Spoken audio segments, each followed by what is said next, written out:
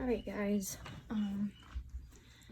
I've got quite a bit of the beetles in here, and I'm actually having a problem with ants getting into the farm. So today I'm going to be separating out the darkling beetles from the worms. So as you can see, these beetles here, they're darker. There are a couple in here that are just becoming beetles, like this one right here. So it's really light, but essentially they're going to start eating the other worms and each other sometimes because of resources or spacing, or just straight up wanting to, I suppose. They do become like cannibalistic at certain points, especially with how many I have in here, because this was never supposed to be a permanent solution. So I am going to get to that, and then I'm hopefully going to clean it all out so there will be no ants and everyone will be happy, and I can get some of this old potato out of here and give them some new food. So the worms I'm just going to put in this. It's just oatmeal, like straight oat, not oatmeal, oats. Straight oats, and that will be just for the worms. It's not going to be a permanent solution either. There is going to be the other houses. I just haven't gotten them out yet.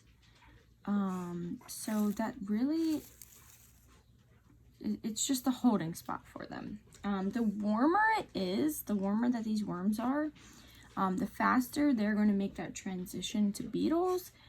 It's super hot here, and our house is not climate controlled, so these worms have been experiencing some pretty high heat in the house, and so they have been turning into beetles pretty quickly. I think I might take some worms and put them in a small container and put them in the refrigerator, because that actually can like slow down their transition, and that means I can have some worms on hand in case something happens to one of the houses or something. My beagle actually tried eating a whole entire container of them, so I've been having to keep an eye on the beagle with all of these. So I think I am gonna just store some in the fridge just in case, to prevent a total loss, which none of the worms, I have another house that has some beetles in it, because when they first were becoming beetles, I separated the beetles out for reproduction so they could lay eggs and multiply in a different container. So I do have one other house already set up, and I will probably do a review video on that, because I followed the directions of someone else in a suggestion, and honestly I'm not really loving it so far. So we'll see what other setups I'm gonna try. I didn't mind this setup of everyone being together up until the point that the beetles are here. There are a lot. You can see some of them dried out, and they also kind of like shed their skin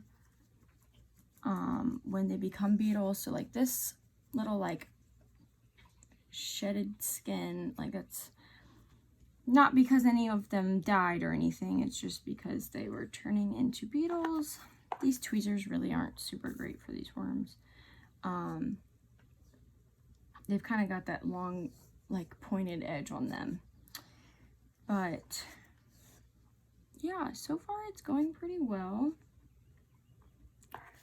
There are some dead ones in here, but that happens. Like this guy. Looks like he kind of dried out, or I don't know, just didn't survive. And those will get fed to the birds anyway, so I'm not losing anything out of it really. It's just the way of life, and I also, you know, put them all in one container. You're not really, it's not like it's not allowed, it's just that you expect to have some loss due to the habits that beetles have. Like they can easily go and eat worms or each other, or you know, what have you. So it happens, but I'm gonna pick through here. I don't think you're gonna want to watch me do this because it's a slow process, but that's what I'm doing today.